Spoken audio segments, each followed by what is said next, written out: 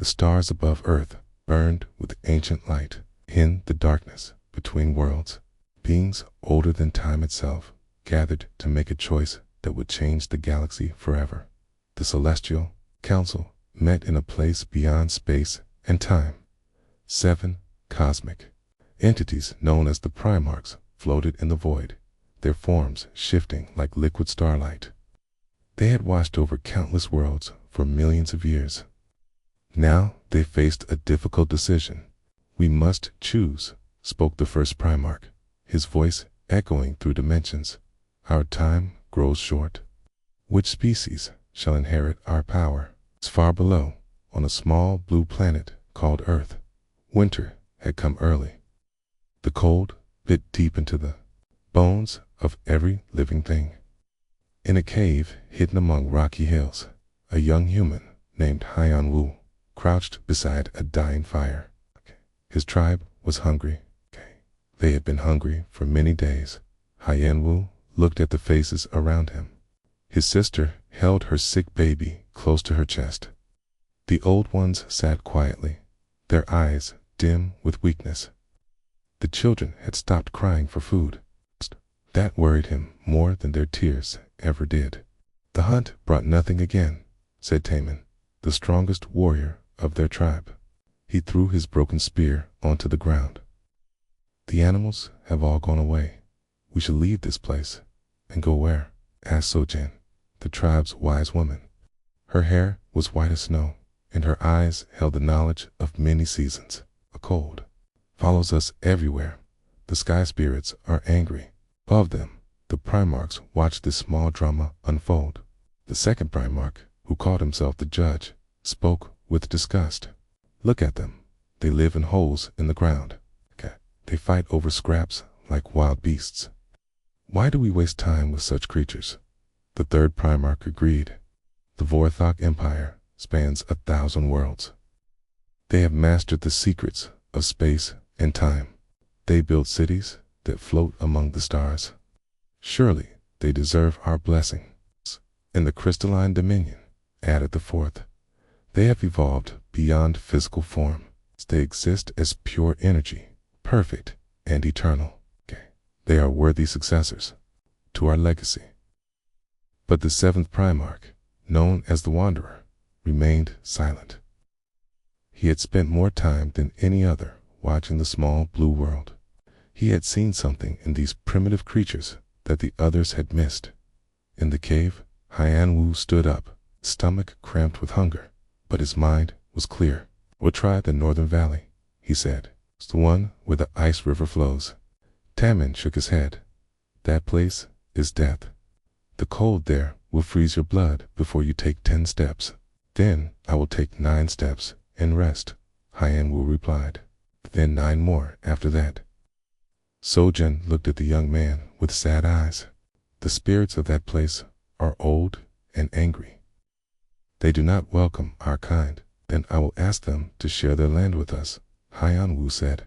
"We are not greedy. We need only enough to survive."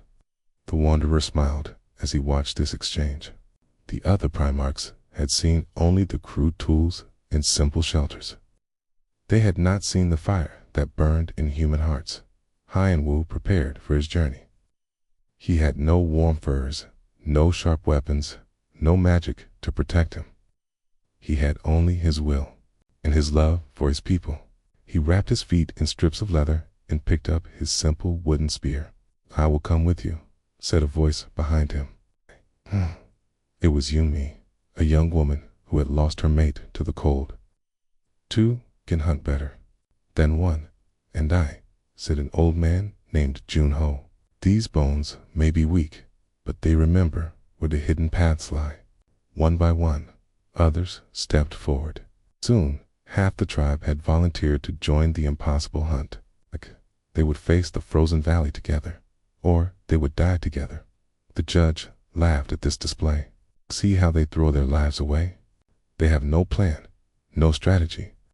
They march towards certain death." But the Wanderer saw something different. "Watch," he whispered. The hunting party left the cave as the sun rose over the mountains. They moved slowly through the snow, helping each other over difficult ground. When Junho stumbled, the younger ones caught him. When Yunmi's feet began to freeze, the others shared their warmth. They reached the northern valley as the day grew short. The wind there howled like a living thing, and the cold cut through their simple clothes like knives. Any sensible creature would have turned back, but humans, the wanderer knew, were not always sensible. Haiyan-Wu led them to a place where the ice river had carved a shelter in the rocks. It was not much, but it blocked the worst of the wind. There, they found something that made their hearts sing with joy. Animal tracks in the snow. Fresh tracks. "The deer come here to drink," whispered Yunmi. "They hide from the wind, just as we do." The hunt that followed was like a dance. The humans had no swift horses or sharp metal blades. They had only their minds and their ability to work together. They used the wind and the rocks and the flowing water as their allies. When a young deer approached the water, they did not rush forward with loud cries. Instead, they moved like shadows, each person knowing exactly where the others would be.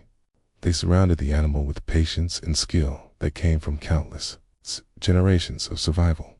The deer fell to their simple spears. It was not a large animal, but it was enough. More than enough. As they prepared to return home, something wonderful happened. The wind died down. The snow stopped falling. The sky cleared to reveal stars brighter than any they had seen in many nights. The wanderer turned to his fellow Primarchs. "Do you see it now?" he asked. "See what?" demanded the judge. They killed one small animal. The Borthok Empire conquers worlds. The crystalline beings reshape matter itself, added another. "Yes," said the wanderer. "But can they do this?" He gestured toward the humans below. The hunting party had returned to their cave. They could have eaten their fill and let the weaker ones go hungry. Instead, they divided the meat equally among all. The sick baby received the best portions. The old ones ate before the young ones. No one was forgotten. More than that, they had brought back something more precious than food. They had brought back hope. Around the fire that night, they told stories of their hunt. They laughed and sang, even though death had been so close. They planned new hunts, new ways to survive the winter. They spoke of the spring that would come, and the children who would be born, and the life that would continue. The wanderer spread his cosmic senses across the galaxy. On 1,000 worlds, advanced civilizations pursued their perfect plans. They built their monuments to logic and efficiency. They created their works of cold, flawless beauty, but none of them had what these simple humans possessed. None of them, but had the fire that burned in the human heart. The fire that said, "We will not surrender. We will not give up. We will find a way." The Primarchs voted, as they had always voted, by the ancient laws that governed all things. It was close. Closer than any vote in their long history. But in the end, the wanderer's voice carried the day. "The blessing of potential is granted," he announced. "Let it be given to the species that has shown us what it truly means to be alive." High above the earth, cosmic energies began to flow. The blessing would not change humans overnight. It would not give them great cities or powerful weapons. Instead, it would give them something far more valuable. It would give them the chance to become everything they could be in the cave below. Haiyan-Wu felt a strange warmth touch his heart. He looked up at the stars through the smoke hole and smiled. Somehow, he knew that tomorrow would be better than today. The age of humanity had begun. 1,000 years had passed since the blessing of potential touched the earth. The small tribe that once lived in caves had become something greater. Cities now rose from the Korean peninsula, their walls strong and their people proud. Knowledge flowed like rivers between the settlements. And the humans had learned to read the stars and heal the sick in the capital city of the Goryeo Kingdom. A young scholar named Ji-Hoon bent over his books in the lamplight. His eyes burned from long hours of study, but his mind was sharp with curiosity. He had been reading the old texts again, the ones that spoke of strange lights in the sky and dreams that came to the wisest among their ancestors. "Still awake, brother?" asked a voice from the doorway. Ji-hoon looked up to see his friend Daeho, a monk from the mountain temple. The holy man's face was peaceful, but his eyes held worry. "The fever has spread to 3 more villages," Daeho said quietly. "The healers do not know what to do. People are dying." Ji-hoon set down his brush. For weeks, reports had come from across the land. Strange sickness was taking hold of the people. Those who caught it burned with fever, then fell into a deep sleep. When they woke, they were changed. Their eyes held no recognition, no memory of who they had been. They attacked anyone who came near, like wild animals driven by madness. "What do the mountain spirits tell you?" Ji-hoon asked. Daeho shook his head. "They are silent. This evil comes from somewhere else, somewhere far from this world." High above the earth, the Primarchs watched with interest. The first trial had begun. "It moves faster than we expected," observed the judge. "The plague of shadows spreads across all 3 worlds at once." The Wanderer nodded. The Warthog Empire, the Crystalline Dominion, and the humans all faced the same test. All must prove their worth. On the distant world of Vorthog Prime, the alien empire's greatest minds worked in their crystal towers. Their technology was beyond human understanding. They had machines that could think, weapons that could destroy planets, and ships that traveled between stars in the blink of an eye. But the plague puzzled them. Their instruments could not detect it until it was too late. Their medicines had no effect. When their people fell to the shadow sickness, the Vorthog leaders made a cold decision: sealed the infected zones, commanded their supreme council. No one enters or leaves. The plague must not spread. In the crystalline cities of the Dominion, beings of pure energy faced their own crisis. They had evolved beyond physical form long ago, becoming creatures of thought and light. They believed themselves above such crude afflictions. They were wrong. The plague adapted to their energy forms, turning their own perfection against them. In desperation, they tried to purify their entire realm with cosmic fire. The cure proved worse than the disease. But on Earth, something different was happening. Ji-hoon had left his books behind. He traveled from village to village, not as a scholar, but as a healer. He carried no advanced tools, no powerful medicines. He had only his eyes, his hands, and his determination to understand. In the village of Hansen, he met a woman named Yoon-hee. She was a warrior who had trained with sword and bow, but now she fought a different kind of battle. While others fled from the plague victims, she stayed to care for them. "You should not be here," she told Ji-hoon when he arrived. "The sickness takes everyone who comes too close." "Then why do you stay?" he asked.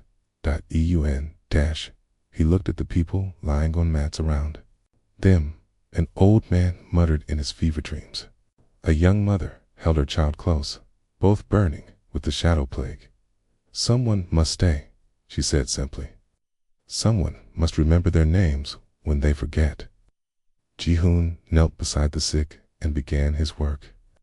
He had no microscopes or advanced scanners. Instead, he used methods passed down through generations.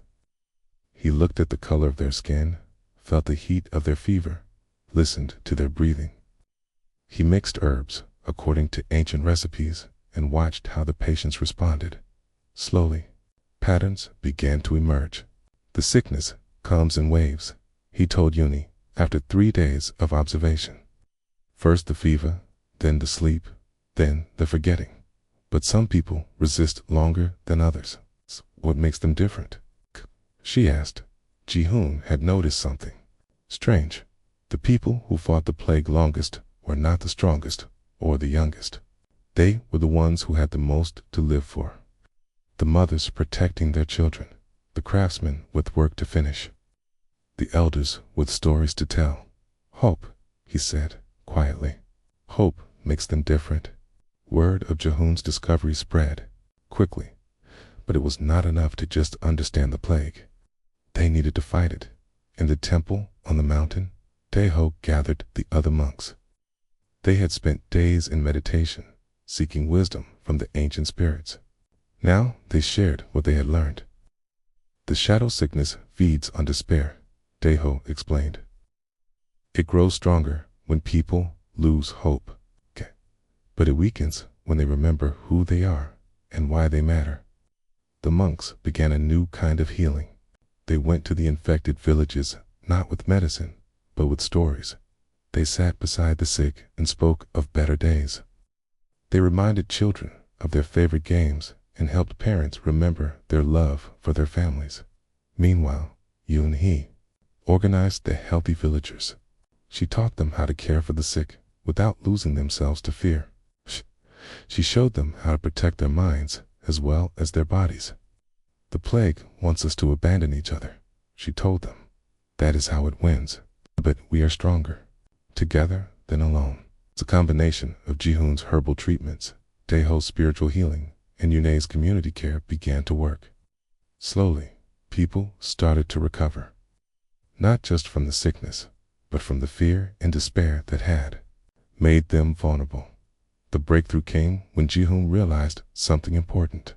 The plague was not just a disease, it was a test of the spirit as much as the body. The herbs helped, but they were not the real cure. The real cure was the human refusal to give up on each other. In the village of Hansen, the first victim fully recovered. An old woman named Sunya opened her eyes and smiled at her granddaughter. "I remember," she whispered. "I remember everything." The news spread like wildfire. Where the humans had found despair, they had planted hope. Where the plague had brought isolation, they had created connection. Where other species had chosen to abandon their sick, the humans had chosen to care for them. The Primarchs watched from their cosmic perch as the results became clear. The Vorthok Empire had survived by cutting away the infected parts of their civilization. They had saved themselves, but at a terrible cost. Whole worlds had been abandoned. Millions had died alone and forgotten. The crystalline dominion had tried to burn away the plague with pure energy. They had succeeded, but their perfect realm was now scarred and broken. Their unity was shattered, and they struggled to rebuild what they had destroyed. But the humans had done something different. They had not just survived the plague. They had grown stronger from it. They had learned that their greatest weapon was not their tools or their knowledge, but their willingness to stand together in the darkness. "Remarkable," admitted the judge. "They turned the test into a lesson." The wanderer smiled. "They always do. That is why we chose them." As the plague finally faded from all three worlds, the Primarchs noted the results. The humans had not just passed the first trial. They had shown the other species how to heal the wounds the plague had left behind. Jehun returned to his books, but now he wrote new ones. Books about healing that went beyond medicine. Books about the strength that came from caring for others. He trained new warriors, but not just in fighting. She taught them to protect, not just with swords, but with kindness and courage. Deiho and his monks spread across the land, sharing their wisdom about the connection between spirit and body, between hope and health. The first trial was over. The humans had learned something that would serve them well in the trials to come. They had learned that their greatest strength was not in their individual power, but in their refusal to let anyone face the darkness alone. In the cosmic realm, the Primarchs prepared for the next phase of their test. The humans had proven they could overcome disaster. Now they would see if they could handle success. The age of expansion was about to begin. 700 years had passed since the first trial. The earth was no longer a single world, but the heart of a growing human civilization. Cities floated in the clouds of Venus, and mining colonies dug deep into the rocks of Mars. The humans had learned to travel between the stars, though their ships were still slow and clumsy compared to the great vessels of the older races. Captain Suman stood on the bridge of the Harmony, humanity's first ship designed to travel beyond their home system. Through the viewing window, he could see the blue and green world of Kepler 442b, a planet that the humans hoped to make their new home. Incoming message from the Galactic Assembly, reported his communications officer. They want to speak with you, Captain. Sung Min straightened his uniform. He had expected this. The Assembly ruled the galaxy with laws that were millions of years old. They did not welcome newcomers, especially ones who asked difficult questions. Holographic display flickered to life. A tall, elegant alien appeared, its silver-skinned, gleaming like metal. This was Ambassador the Clan of the Vorthok Empire, the same species that had faced the plague centuries ago. Captain Sumi, the alien said, its voice cold and formal. You are in violation of galactic law. 2847. This system is reserved for species that have achieved level 7 civilization status. Humanity is barely level 3. With respect, Ambassador, Sun Min replied, we are not here to conquer or destroy. We seek only a small piece of land where our people can build a new home. That is not how the galaxy works, Vekalan answered. There are rules, there is order. Humans are too young, too chaotic. You will return to your home system immediately. Behind the captain, his chief engineer, Nari whispered, the fuel cells are nearly empty. We cannot make the return journey without resupplying. CUNG-men thought quickly. We request permission to land only long enough to gather the materials we need for our return journey.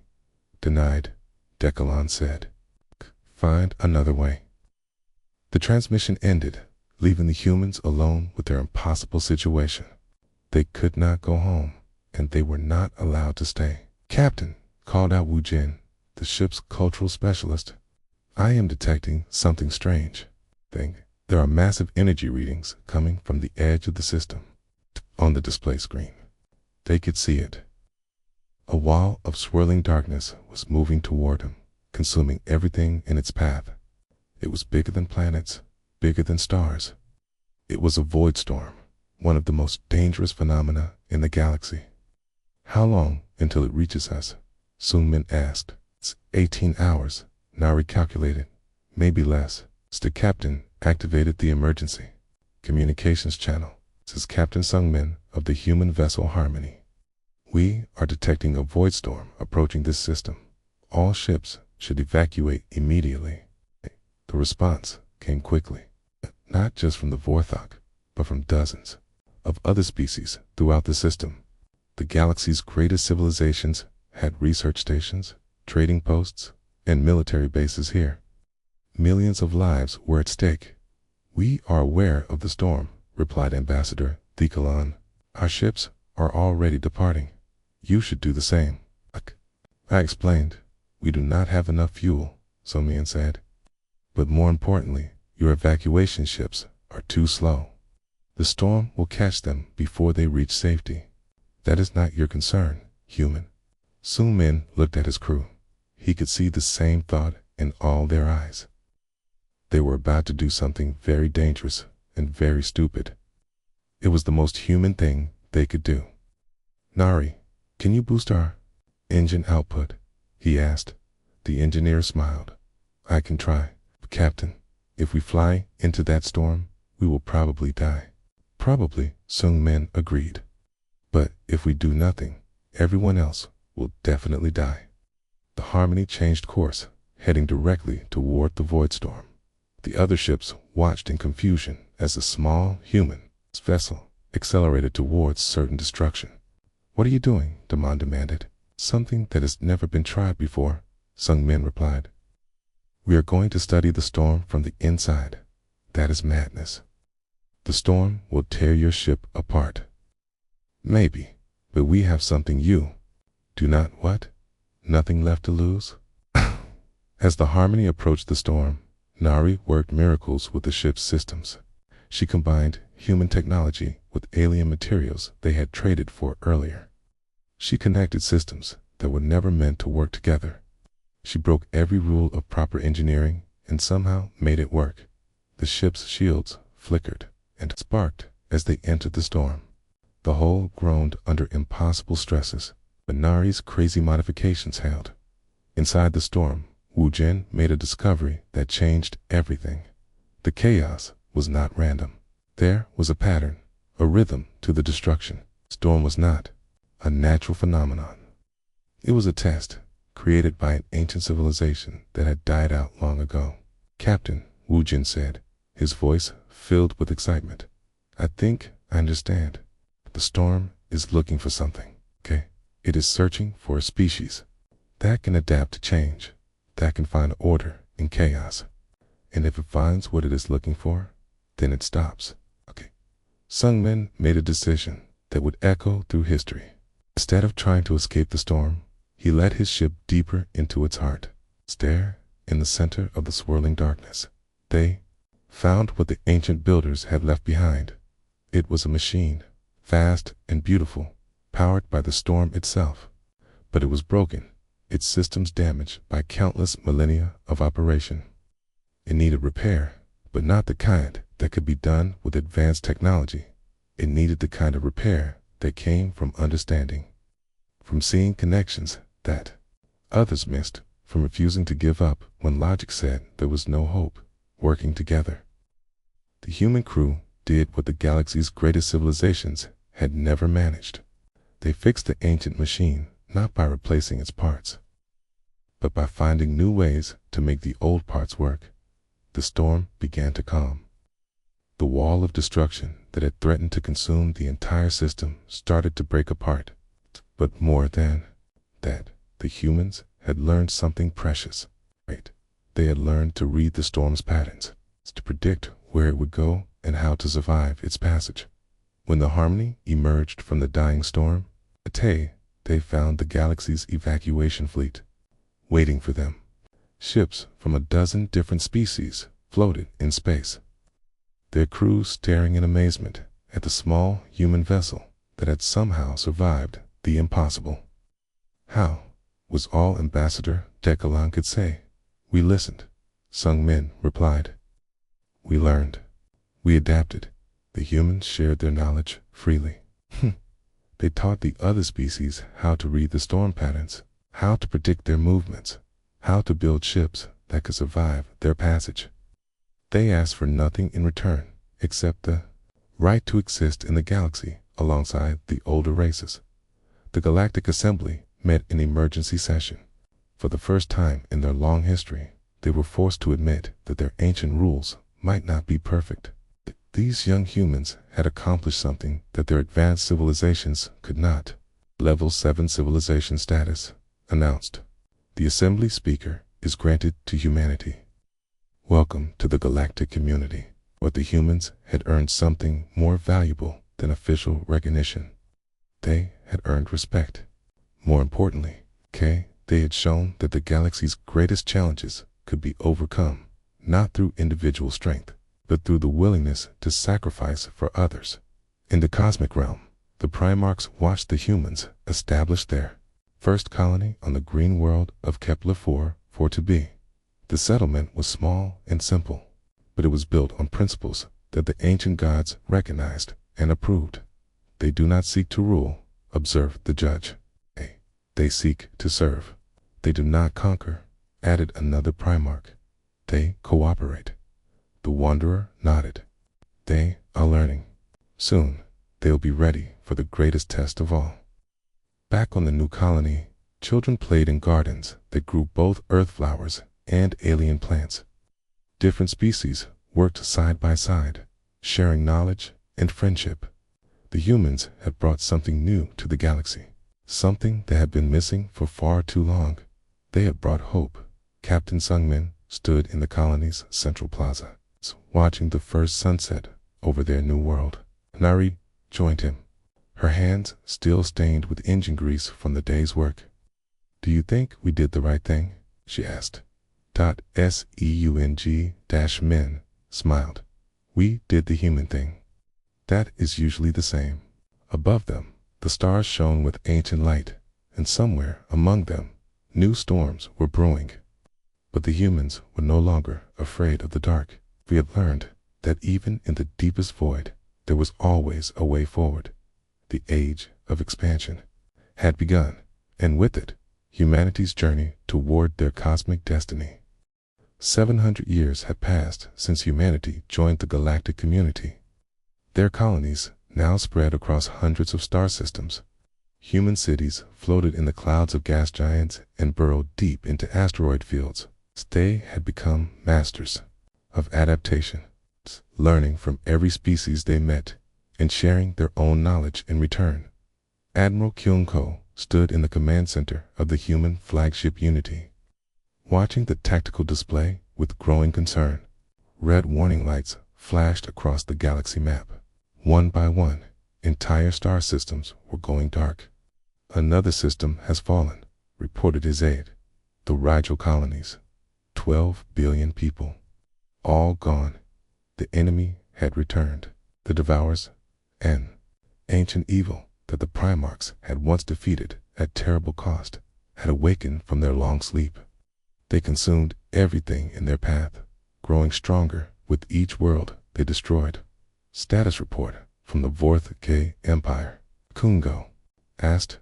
"Their third fleet engaged the Devourers at the Deneb system," came the reply. "No survivors. The enemy adapted to their weapons in less than an hour." Kyung-ho nodded grimly. The Vorthok had the most powerful military in the galaxy. Their ships could destroy planets with a single shot. But their strength had become their weakness. They fought the same way they had fought for millions of years. And the Devourers had learned to counter every traditional strategy in her laboratory aboard the science vessel Discovery. Dr. Dudgeon worked frantically on weapons that should not exist. She had been tasked with the impossible, creating something that could hurt creatures that adapted to everything. "The problem is not power," she explained to her assistant over the communication link. "The Devourers can absorb and redirect any energy we throw at them. We need something they cannot understand or predict." Her latest creation defied every law of physics that the galaxy's scientists held sacred. It was a weapon that fired backwards, through time, striking targets before the trigger was pulled. It made no logical sense, but the Jinn had learned that logic was sometimes the enemy of survival. "Will it work?" asked her assistant. "I have no idea," the Jinn admitted. "But neither will the Devourers. That is the point." Across the galaxy, the war raged like nothing ever seen before. The crystalline dominion tried to fight with pure energy, but the Devourers consumed their attacks and used the power against them. The ancient hive minds deployed their billion-ship fleets, but the enemy adapted to their coordinated tactics within hours. Only the humans fought differently on the bridge of the Unity. Kyung-ho received reports from his scattered fleet. Each human ship fought its own way, using tactics that seemed random and chaotic. They combined technologies from different species in ways that made no sense. They ignored proper military doctrine and improvised solutions on the spot. "Sir," called his communications officer. "The second fleet reports successful engagement at Wolf 359. They are using some kind of musical weapon." "Musical?" Kyung-ho raised an eyebrow. Apparently, Commander Min-yoon discovered that the Devourers are vulnerable to certain sound frequencies. She has rigged her ship's engines to play an old Korean folk song. The enemy ships are retreating. In another part of the galaxy, Captain Borum was leading a desperate defense of the Tau Ceti colonies. His ships were outnumbered 1,000 to 1, but he had something the enemy did not expect: cooperation with the very people he was supposed to protect. "Civilian ships, this is Captain Borum," he broadcast to the fleeing colonists. "I need you to trust me. Turn your ships around." "You insane?" came the reply from a terrified merchant captain. "We are not warships. We will be destroyed." "Not if we work together," Bjorn said. "The Devourers expect us to run. They do not expect us to dance." What followed was the strangest battle in galactic history. Cargo ships, passenger liners, and mining vessels joined the human warships in a complex pattern of movement that looked like madness. But there was method to it. The civilian ships provided cover and confusion, while the warships struck at weak points that only appeared for seconds at a time. The Devourers, creatures of pure logic and adaptation, could not understand what they were facing. How could beings fight alongside those they were supposed to protect? How could military vessels trust their safety to untrained civilians? It made no sense, but it worked. Meanwhile, on the planet Kepler-4 for 2b, the first human colony outside Earth had become something unexpected. It was not just a human world anymore. Refugees from dozens of species had fled there as the Devourers advanced. The planet had become a symbol of something the galaxy had rarely seen: unity in the face of destruction. J-Sung, once a soldier and now a philosopher, walked among the refugee camps, carried no weapons, but his words had the power to restore hope to those who have lost everything. "You ask me why we fight," he told a group of crystalline beings who had lost their homeworld. "You say the enemy is too strong, too adaptable. You are right. If we fight them as separate species, we will lose." "Then how can we win?" asked one of the energy beings, its form flickering with despair. "By becoming something they cannot understand," Jae-sung replied. "By becoming more than the sum of our parts." The idea spread like wildfire across the galaxy, not through official channels or military commands, but through simple conversations between ordinary people. Humans had a gift for making others believe in possibilities that seemed impossible. Soon, something amazing began to happen. Ships from different species stopped fighting as separate fleets and started working together. A Vorthok battleship would provide cover for a crystalline energy projector, while human vessels coordinated their movements. Technologies that had never been combined before were jury-rigged together in ways that should not work, but somehow did. The Devourers found themselves facing an enemy they could not adapt to, because that enemy kept changing. Every time they learned to counter one tactic, their opponents had already moved on to something completely different. Dr. the Jin's impossible weapon was finally ready for testing. It was mounted on a small human frigate and aimed at a Devourer command ship. When she fired it, the weapon struck its target 3 seconds before the trigger was pulled. The paradox was so complete that the enemy ship simply ceased to exist, unable to reconcile the logical impossibility of its own destruction. "Did that actually work?" asked her assistant. "Define work," the Jinn replied with a grin. The tide of war began to turn. Not because of any single victory, but because the humans had taught the galaxy a new way to fight. They had shown that strength came not from perfection or power, but from the willingness to try things that had never been attempted before. Admiral Kyung-ko received the final battle reports as the last Devourer stronghold fell. The enemy had been driven back to the dark spaces between galaxies, where they would sleep again for eons to come. "How many did we lose?" gasped quietly. "Too many," came the reply. "But not as many as we saved." In the aftermath of the war, something unprecedented happened. The species of the galaxy did not return to their old ways of isolation and competition. They had learned the value of cooperation, the strength that came from diversity, the power of hope in the face of despair. The humans had not just helped win a war, they had helped transform an entire galaxy. On Kepler-4, for it to be, Gyesung stood in the memorial garden where the names of the fallen were written in the languages of 100 worlds. A young refugee, a child of mixed crystalline and vortic heritage, tugged at his sleeve. "Teacher," the child asked, "why did the humans help us? We are not your people." Jae-sung knelt down to meet the child's eyes. "That is where you are wrong. Little one, you are our people. We are all each other's people. That is what makes us strong." Above them, the stars shone with peaceful light, but the humans knew that peace was not an ending. It was a beginning. They had shown the galaxy what was possible when different species worked together. Now they would help build a future where such cooperation was not the exception, but the rule. In the cosmic realm, the Primarchs watched and smiled. The humans had passed their greatest test. They had not just survived the ultimate challenge. They had transformed it into an opportunity for growth. The final trial was approaching, and the ancient gods knew that their chosen children were ready. 650 years had passed since the cosmic war ended. The galaxy had become a place of wonder and peace. Cities of crystal and light floated between the stars, where beings of a dozen different species lived and worked together. Children played in gardens that grew flowers from 100 worlds, while their parents shared knowledge that had once been kept secret by individual races. At the center of it all stood the Great Assembly, a massive space station built around an ancient star.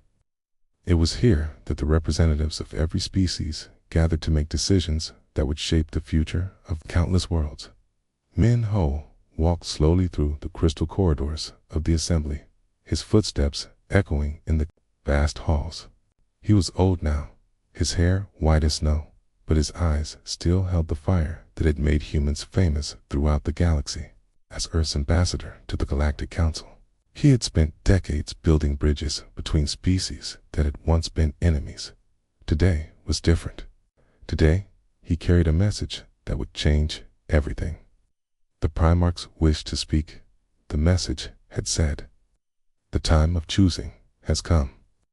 For the first time in thousands of years, the ancient cosmic beings were calling for a gathering of all intelligent species. No one knew why, but everyone understood that it was important beyond measure. In her private chambers aboard the assembly station, High One meditated on the meaning of the summons. She was known throughout the galaxy as the Wisdom Keeper, a human philosopher whose teachings had helped heal the wounds left by the Great War. Her books were read by beings of every species, and her words had helped create the peaceful age they now enjoyed. "What do you think they want?" asked her assistant, a young crystalline being who had learned to take physical form to better understand human concepts. I think," High One said quietly, "they want to say goodbye." On the outer rim of the galaxy, a young human named Dong Wu worked in the research stations that studied the deep void between galaxies. At 25, he represented the newest generation of humans, those who had grown up in the age of galactic peace. He had never known war or hatred between species. To him, cooperation was as natural as breathing. His current project involved mapping the cosmic winds that flowed between distant galaxies. It was peaceful work, the kind that required patience and wonder rather than fear and courage. But today, his instruments detected something extraordinary. "Director," he called to his supervisor, a wise old Vorthok scientist named Kelter. "I am reading massive energy patterns in the cosmic deep. It looks like something is coming." Kelter examined the readings with growing amazement. "These patterns," he whispered, "I have seen them in the ancient texts. The Primarchs are manifesting in physical space." The word spread quickly throughout the galaxy, from the bustling trade worlds to the quiet research stations, from the great cities to the smallest colonies. Everyone felt the same mixture of excitement and fear. The cosmic gods, who had watched over them for so long, were finally revealing themselves. The gathering took place in the void between galaxies, where space was empty and dark. Ships from every species came, forming a vast fleet that stretched for light years in every direction. At the center of this armada, 7 points of light appeared, growing brighter until they became beings of pure cosmic energy. The Primarchs had arrived, Minho stood in the observation deck of the human flagship, watching as the ancient beings took shape before them. They were beautiful and terrible, older than stars and more powerful than black holes. Yet somehow he was not afraid. "Children of the galaxy," spoke the first Primarch, its voice reaching every ship simultaneously. "We have watched over you. For millions of years, we have guided your growth and tested your strength. Now, our time of stewardship comes to an end." A murmur of shock ran through the assembled fleets. The Primarchs were leaving. The cosmic guardians who had protected them since the dawn of civilization were abandoning them. "Do not fear," continued the first Primarch. "We do not leave you defenseless. We leave you something far more valuable. We leave you each other." The Wanderer, the Primarch who had first championed humanity, stepped forward. "For eons, we have searched for a species worthy to inherit our responsibilities. We tested your strength in war, your wisdom in peace, your compassion in suffering. Many of you have proven yourselves worthy." The judge, who had once doubted humanity's potential, spoke next. "The Vorthok Empire has shown us the power of organization and strength. Your fleets are mighty, your technology advanced. You have earned our respect. The crystalline dominion has demonstrated the beauty of perfection and the pursuit of pure knowledge," added another Primarch. "Your energy forms are elegant, your understanding of cosmic forces unmatched." One by one, the Primarchs praised each species for their unique achievements. The hive minds for their unity, the ancient builders for their creativity, the star whales for their wisdom. Each had proven themselves worthy of cosmic responsibility. But then all eyes turned to the human ships, small and simple compared to the massive vessels of the older races. "And humanity," said the Wanderer, "has shown us something we had almost forgotten. They have shown us what it means to grow." Minho felt his heart race as the cosmic being's attention focused on him. "Humans do not seek perfection," the Wanderer continued. "They embrace imperfection and learn from it. They do not pursue power for its own sake. They use power to lift others up. They do not fear failure. They see it as another chance to become better." High One stepped forward to speak for her species. "Great Primarchs, we are honored by your words, but we do not seek to rule over others. We have learned that our strength comes not from commanding, but from serving." "That," said the first Primarch with something that might have been a smile, "is exactly why you have been chosen." The revelation hit the assembled fleets like a cosmic wave. Humanity, the youngest species in the galaxy, had been selected to inherit the Primarch's cosmic responsibilities. But before anyone could protest or celebrate, Dongwu's voice crackled over the communication networks. The young researcher had been listening from his distant station, and now he spoke with the wisdom of his generation. "With respect, great ones," he said, "I think you have made a mistake." The silence that followed was complete. No one had ever contradicted the Primarchs before. "Explain," said the judge, its voice carrying both curiosity and warning. "You speak of choosing one species to lead the others," Dongwu continued, his young voice steady and clear. "But that is the old way of thinking, the way that led to wars and suffering. We have learned a better way." High One smiled, understanding what the young man was saying. "The strength of our galaxy does not come from any single species," she said. "It comes from all of us working together. Humans alone cannot guide the cosmos. Humans working with Vorthok and crystalline beings and all the others, that is something truly powerful." Minho nodded, feeling pride swell in his chest. "We do not accept the role of cosmic rulers," he declared. "Instead, we propose something different. Let us all be gardeners of the galaxy. Let each species contribute their unique gifts to help all life flourish." The Primarchs were silent for a long moment. Then the Wanderer began to laugh, a sound like cosmic wind chimes that filled the void with joy. They still surprise us, he said to his fellow Primarchs. Even at the very end, they show us new possibilities. Very well, said the first Primarch. Let it be as you wish. No single species shall inherit our power. Instead, all worthy species shall share in the responsibility of cosmic stewardship. Let the galaxy be guided not by rulers, but by gardeners.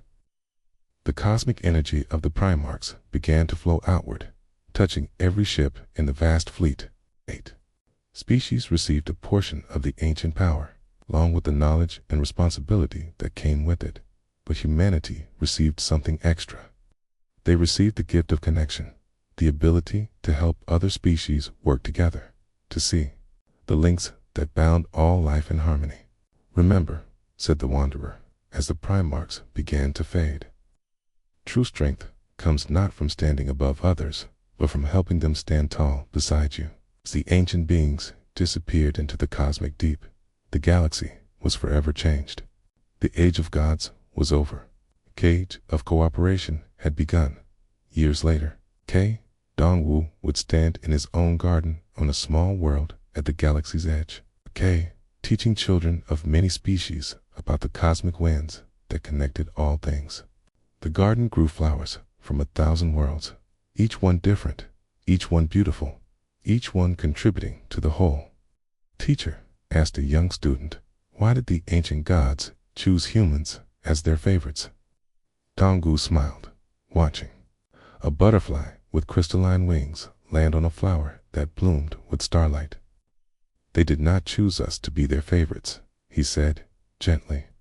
They chose us to help everyone become their own favorite, and that made all the difference. Above them, the stars shone with peaceful light, and the galaxy grew more beautiful with each passing day.